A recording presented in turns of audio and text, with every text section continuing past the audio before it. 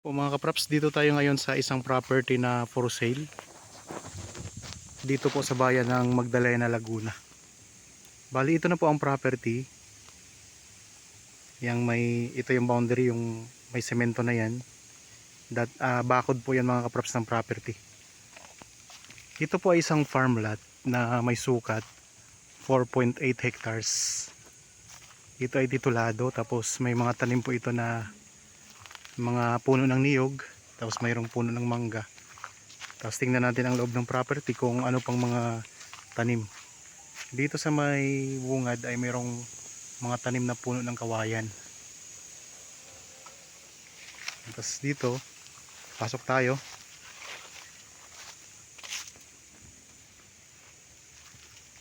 Kuya, pasok yun lang ng susi.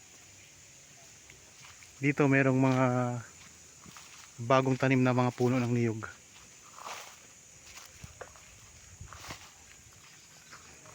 Doon may puno ng mangga. Yan, so medyo malawak to mga kapraps.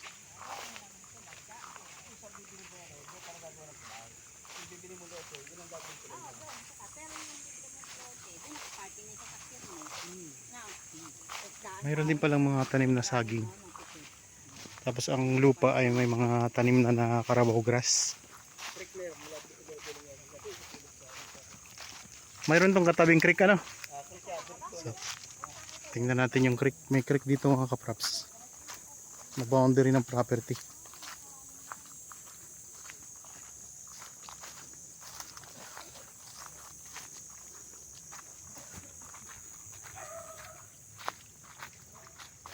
Ito ay likod lang ng isang subdivision ang location ng property.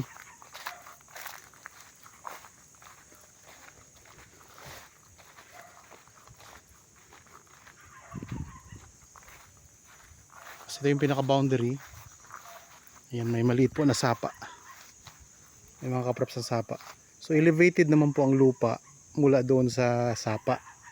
Ibig sabihin mga kapraps, hindi po ito prone sa baha. At ang bayan po ng Magdalena ito ay mataas na lugar, kaya hindi po ito bahain mga kapraps.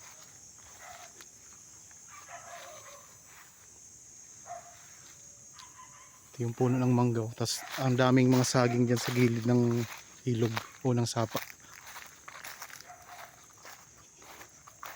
Dito tayo sa may bandang gitna ng property. So ito po ay 4.8 hectares, kaya medyo malawak to.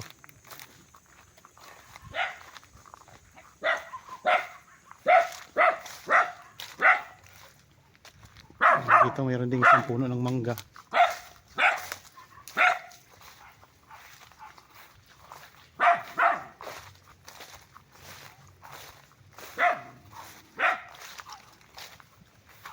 Ano bahay ng caretaker, no? So ang caretaker dito ay nag-aalaga sila ng mga baka.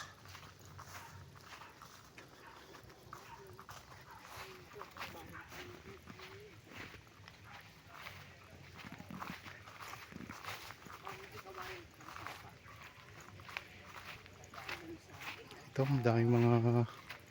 may mga alaga silang baka.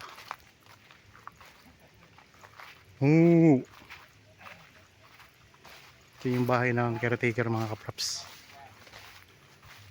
So pwede naman po ipasok dito ang sasakyan, ang motor. Pwede rin ipasok ang sasakyan dito sa loob.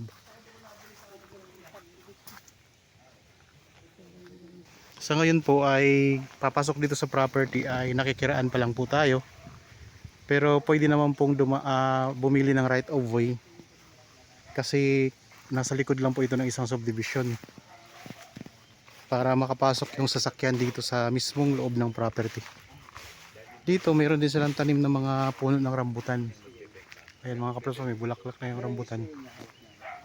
Hindi ko lang natingnan ang scale kung hanggang kailangan kasi may petsa yun eh.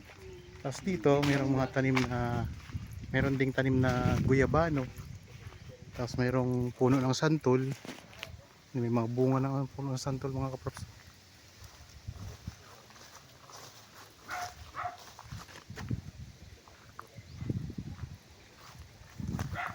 Dito na tayo ngayon sa may bandang gitna ng property.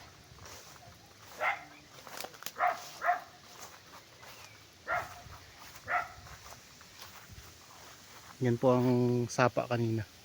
Yan yung karugtong ng sapa. Tapos dito mga kaprops, nandyan ang subdivision. So pwedeng dyan bumili ng right of way para makapasok ang sasakyan. Tapos meron pa namang ibang option na pwedeng maging right of way papasok dito.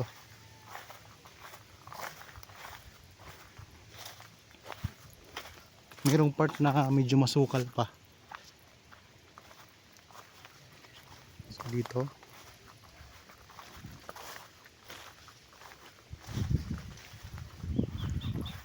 Sa mga naghahanap ng property po, itong property na ito ay pwedeng gawing subdivision mga kaprops. So murang-mura lang po ang benta nito. Kaya kung kayo po ay naghahanap ng gustong gawing investment, napakaganda nito mga kaprops para sa investment po ninyo. Pag ginawa nyo itong subdivision, ang kagandahan nito mayroon siyang sapa nga po sa gilid. So pwede nyo po iyang i-develop pa. Pag ginawa nyo itong subdivision mga kaprops, subdivide nyo, mas mataas po ang presyo nun. Kasi ikakat-kat nyo po ito ng maliliit. Tapos iba na po ang presyohan syempre.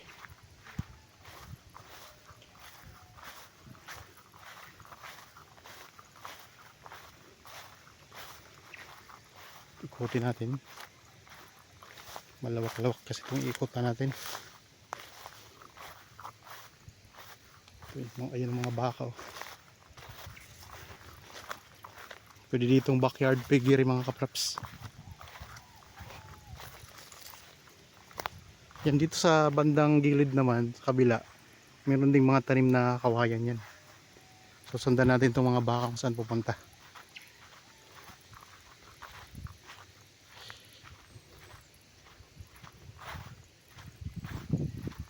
So yun, ideal talaga to sa subdivision mga kaprops.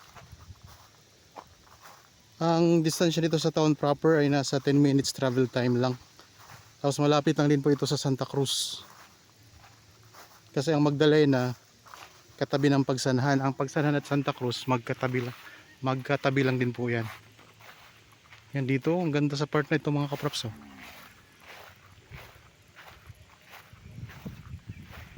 Ang ganda, mayroon pang kubo dito na maliit.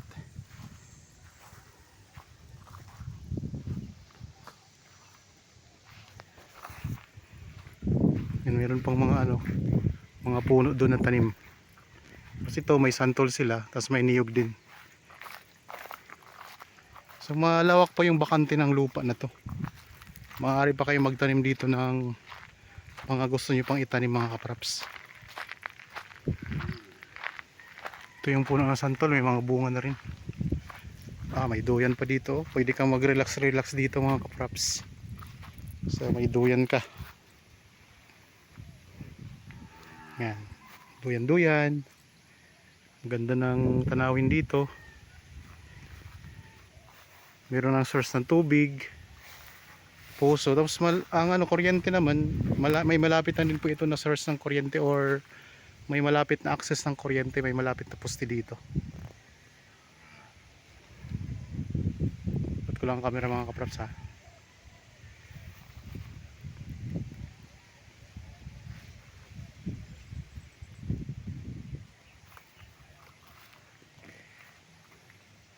Meron kayo ditong mountain view. So ayan po ang bundok mga kaprops, ang ganda tingnan ng bundok oh. Natatakpan lang siya ng ulap, pero mataas yan pag ganyan yan oh. Mataas yan. Tanaw na tanaw yan dito sa property. Ang ganda ng view dito. So tapos mayroon kang duyan dyan. Ganda. May tambayan ka pa dyan. Tapos mayroon kang mga alagang mga baka. Tapos meron kayong maliit na sapa, creek dito sa may bandang gilid. Puntahan natin.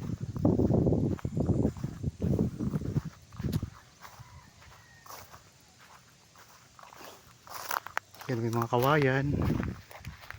Kawayan.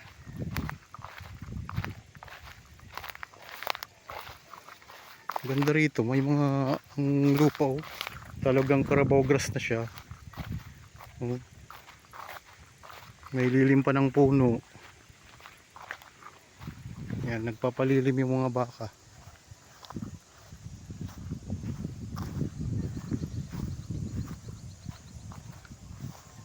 Ganda mga kaprops, nakatingin sa akin ng mga baka oh.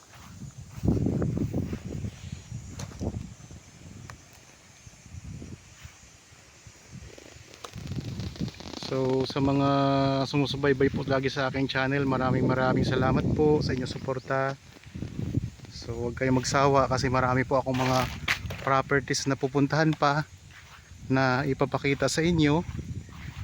At kung magkagusto kayo sa property, yan, magkakaroon kayo ng bibilhin ng mga kaprops, pwede nyo nang bilhin. At sa pamamagitan po ng channel ko, nakakatulong po ako sa inyo para makahanap kayo ng investment po ninyo. Dito na tayo ngayon sa may bandang dulo ng property mga kaprops.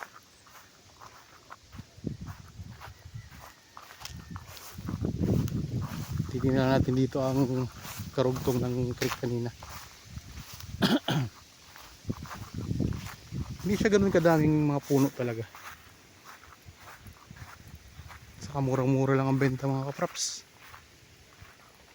Ayos na talaga to sa investment. So ito yung creek mga kaprops. Oh. Yan. Ito yung karugtong na creek. So, maraming mga puno din siya.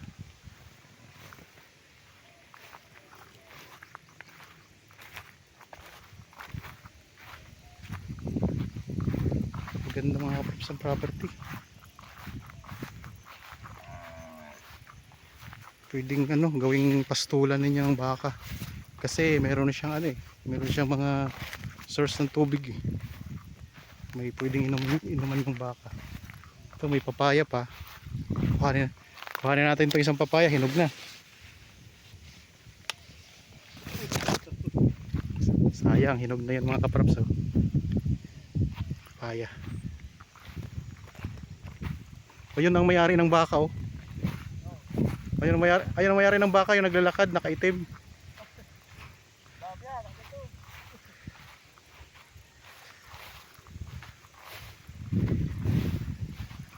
Ito sa gilid-gilid ng property, may mga tanim naman siyang mga pailan-ilan na puno.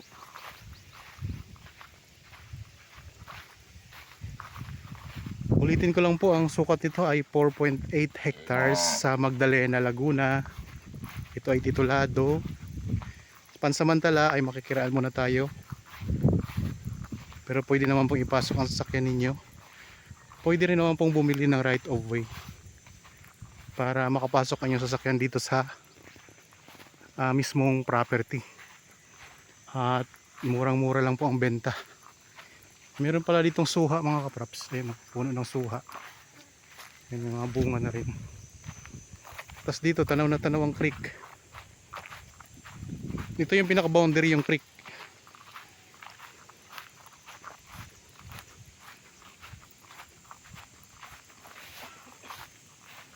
Yan mga kaprops.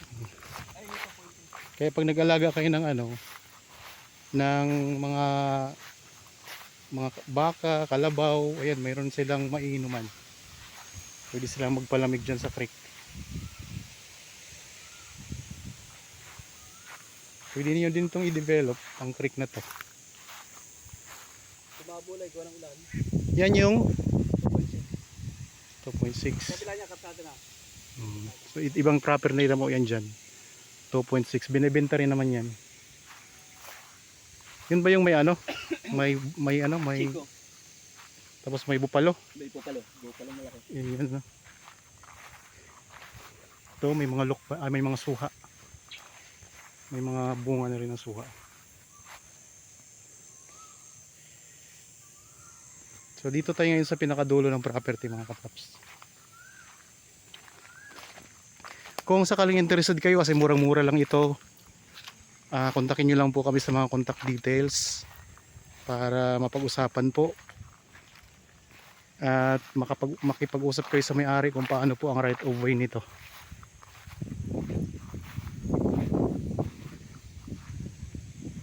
So So, ayos dito mga kaprops. Ang palibot niya may mga tanim na kawayan. Ayan ang mga kawayan oh.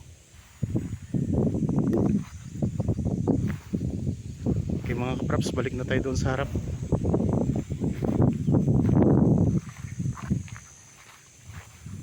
Gandang pento. Oo. Yun mga pastulan ng baka no. Ano to, sa caretaker lang to o may sa may-ari? Sa katay kasi yan. Oh, ang daming baka no. Dami yun ba? Naamot niya ako siya, bibili ako. Magkano daw? Hindi rin bibenta. Ay, hindi binibenta. Kaparami ka siya. Oo, masarap. Ang ganda nitong gawing pastulan. Bata pera yun, bibenta eh. Ganun talaga. Pag maraming pera, di pa nagbebenta. Sinabi niya, oh, dami yung nansok na halo. Oo. Nagpunta dito yung iba, yung maliliit. Mga bata ko eh.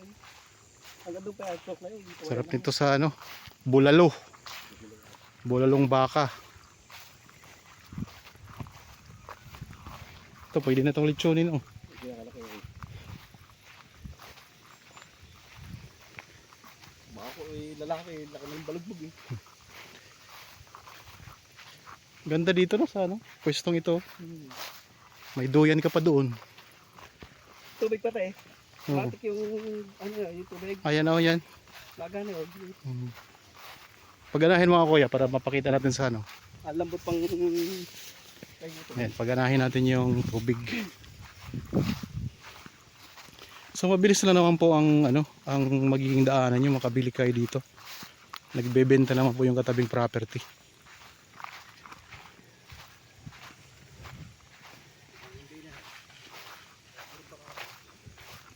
Barako yun.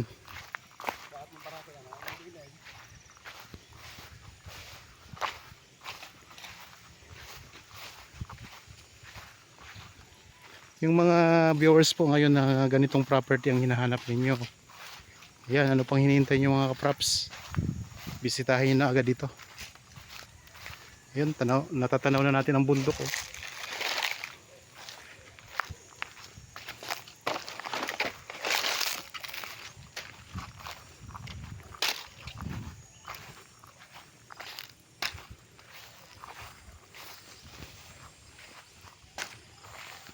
So mga kaprops, wala pa kasi akong drone kaya di pa ako makapag drone. Marami kasing mga nagsasuggest na mag-invest daw ako ng drone hindi po kasi maiwasan ng mga gastusin kaya di agad makabili-bili.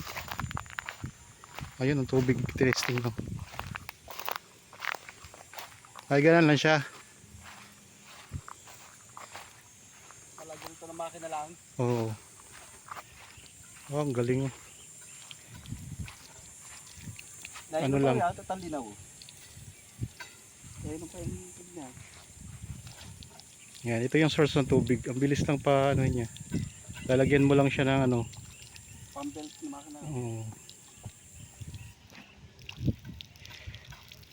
So ayan ang ating aktor, yan yung nagte-testing ng ano. Hindi. Ay, linaw niya ako. So meron ka ditong duyan. Kuya Chris, magduyan ka nga doon. Para ano. Pag gusto ko magpahinga, Ayan. kaya aking mga baka. Napagod ka dito sa magpaano ng source ng tubig na to, yung puso. Pwede kang magduyan-duyan muna doon, ayun. Duyan-duyan muna sa Kuya Chris. O di ba? Meron kang overlooking mountain views. Ayun oh. So pa-relax lang. Sarap buhay. Buhay naming mga ahente. Kasi bibarok para sa tolo. Oh, ayun may santol ka pa sa taas. Tapos ang kagandahan po mga kaprops, kapag may mga bunga, pwede kaming humingi sa may-ari. Kaya nakaka-enjoy din naman ang pag-aahente. Kahit pa paano. Kaya kung kayo po yung magti-tripping, so bigyan niyo lang kami ng ano, ng panggasolina. para naman may panggasolina kami pauwi sa amin. Ayun mga kaprops, oh, yung bundok, ayan matatanaw na oh. Medyo nawawala na yung mga ulap. Ayun oh. Yan na natin. Zoom, ayan. So, medyo nawawala na yung mga ulap. Kaya nakikita na, tanaw na natin yung bundok. Maganda mga kaprops. Investment talagang the best dito.